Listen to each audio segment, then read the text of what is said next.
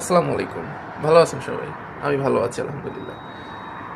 ছোট একটি ভিডিও, অল্প করে ছোট করে কিছু কথা বলবো, গুরুত্বপূর্ণ কথা। দয়া করে ভিডিওটি স্কিপ না করে শুনে যান, কাজে লাগবে।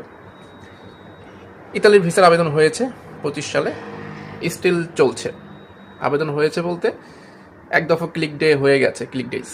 স্পন্সর ডোমেস্টিক কৃষি, যাই হোক, সেটা আজকের ভিডিওর বিষয়বস্তু না। আজকের ভিডিও বিষয়বস্তু হচ্ছে রিসেন্টলি আমার পেজের নামকরণে অনুকরণে অনেক পেজ ক্রিয়েট হয়েছে, Shafiqul the best, Shafiqul best, Shafiqul the best, এবং তারা কি করে আপনাদের সাথে প্রতারণা করে।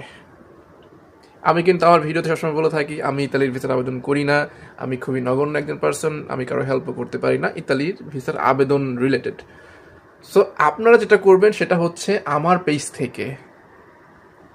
থেকে বলতে আমার নামকরণ, আমার অনুকরণে, আমার কপি, এরকম পেজ থেকে যদি আপনাদের কাছে মেসেজ যায়, টাকা চায়, এক্সেট্রা এক্সেট্রা, ব্লা ব্লা ব্লা, ডিরেক্ট ব্লক মেরে দিবেন, ডিরেক্ট ব্লক।